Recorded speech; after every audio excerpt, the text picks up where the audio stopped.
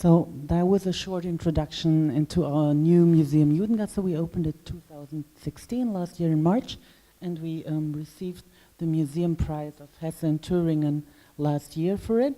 And what we are doing is we are presenting on-site objects of early modern times in the ruins of 5 houses of the former Jewish ghetto, which happens to be the first Jewish ghetto of Europe. The Judengasse was started to be a ghetto in 1462, so 50 years before the Venice ghetto. And the object we are presenting, all of them were either produced or used or found in the ruins of the Judengasse. We don't present any objects that were produced or used later on. That's the concept. We have, like, right in the beginning, a multimedia installation. I just showed you part of the movie that we are presenting there, and we have like an app that leads you through the ruins. This is an exhibition view. As you can see, we were emphasizing with light spots the stones of the ruins. And this is the first room. In the first room, we put an emphasis on the area, which is the area of the Börneplatz. And we do that because it is a site of contested memory. There were like fierce protests in 1987, the Börneplatz conflict. And we owe our very existence as a museum to those protests. And it was protests against the erection of a city building on the ground of the former Judengasse. And in the end, due to that protest, some of the ruins were kept, but most were destroyed. Right in front of the building, we have the Börneplatz Memorial. It's dedicated to the Jews from Frankfurt that were deported and murdered. And behind those walls of the Börneplatz Memorial, we have the old Jewish cemetery. You see here, it's the oldest gravestone dates back to 1272. So it's actually no light anymore.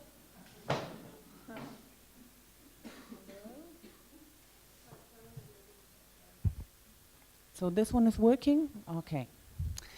So it's actually the second oldest cemetery north of the Alps. And there is a gravestone by big Kabbalist rabbis. 2 of them I'm presenting you on the left-hand side, and those gravestones are being visited by Hasidic Jews on a daily basis. So when it comes to tourism, we have like Hasidic tourism on site. What we do, we give guided tours at the cemetery. The cemetery is included in our app. And we do flashlight tours. We do usual tours and flashlight tours. And we now did an experiment with a social media walk through the cemetery, which was very well accepted.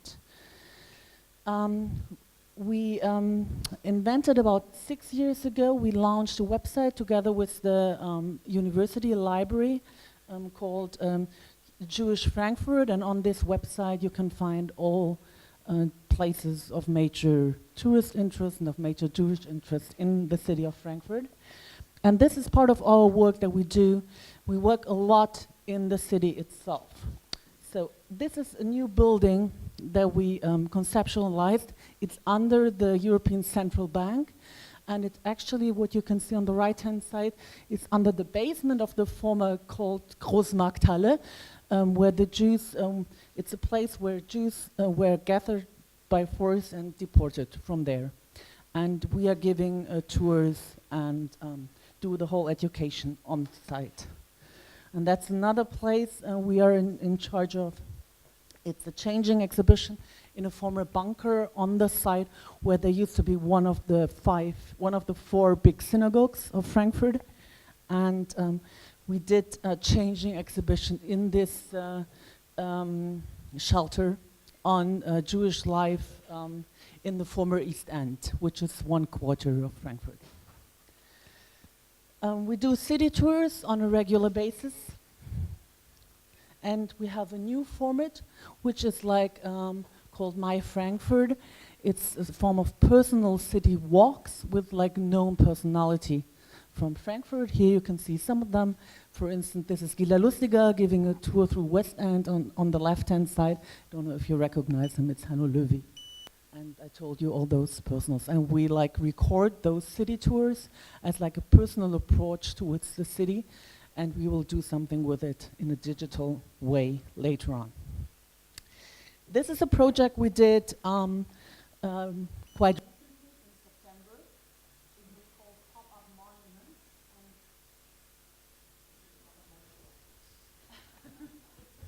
I don't know, there's so many noises. Okay, well, this works now. It was called a Pop-Up Monument, and as a matter of fact, it was a blow-up. It was a cooperation with an artist and architecture collective called Raumlabor Berlin. It was an inflatable blow-up right in the city center. And what we did on site is, first of all, we included, made a sort of an opening, soft opening, where we invited the Frankfurt population to construct the site with us. And of course, we had, as with everything we are doing, we always have a microsite and a special website. And then we had like two participatory elements. One of them was this table outside, where you could sit and actually get to know quite known and important personalities of Jewish history of Frankfurt. And the other one was that. There was a board, a hands-on board, asking you what are Jewish places in Frankfurt. And we did, of course, we combined it with a crowdsourcing thing online, asking our audience, what is a Jewish place for you? And as you can see on the left-hand side, that was the initial state, and after 10 days it looked like on the right-hand side. So we got quite a lot of pins and quite a lot of new information about places that we didn't even know, and sometimes they were conceived as Jewish places in Frankfurt. The whole bubble, for me, was a sort of a symbol of a Jewish space itself. Because it was like a place that was transparent, that was like directed towards the city, and at the same time it felt a sort of like protected within and fragile at the same time. So the feeling of being in this bubble was for me symbolizing the feeling of being a Jewish space. And this is why Jewish spaces and places were at the core of our program. And at the same time, we transformed the whole place into a platform for contemporary Jewish culture. So we did like concerts and lectures and discussions on crucial issues, like, for instance, the new debate on what is called father Jews in Germany, so those patrilineal Jews that have like a Jewish mother, no Jewish mother, but a Jewish father. And it was a very vivid and accepted place, and most of the visitors came in and sort of didn't know in the beginning what this was all about. And then we sort of like introduced them to Jewish content on the second hand, and this is what was nice about it. So we got a completely new audience.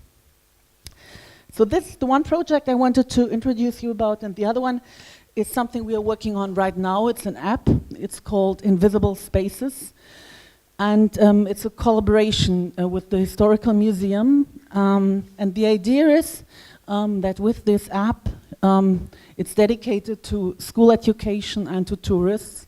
And with this app, you can walk in the city of Frankfurt and get to know places, invisible places, of migration post-World War II. And those places of migration are not only Jewish migration places, but they are places of migration that are important for other communities as well, like the Turkish community, the Greek community, the Spanish, and the Italian community. And we found out that a lot of these places, they are actually shared spaces. So these were places where a lot of those communities actually mixed or got to know each other. So this is how it will look like.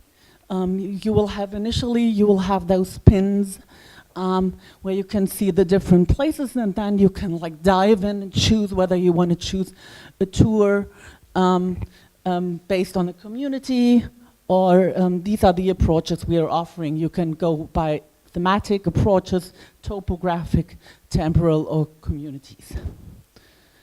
And once you did your choice, it will lead you through the town. 2 minutes? I'm almost finished.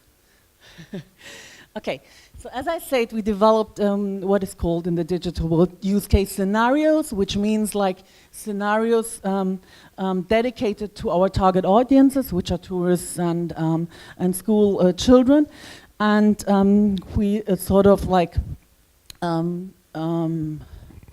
now we are testing now whether those use case scenarios are actually working. So this is the period we are in. We are working with school classes, we give them the app, and we find out whether our idea of how they would walk through the town is actually right.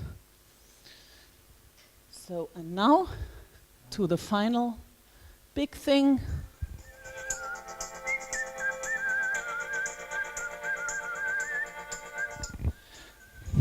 This is the Rothschild Palais. This is a short movie the online editor did on the construction work that is happening on site.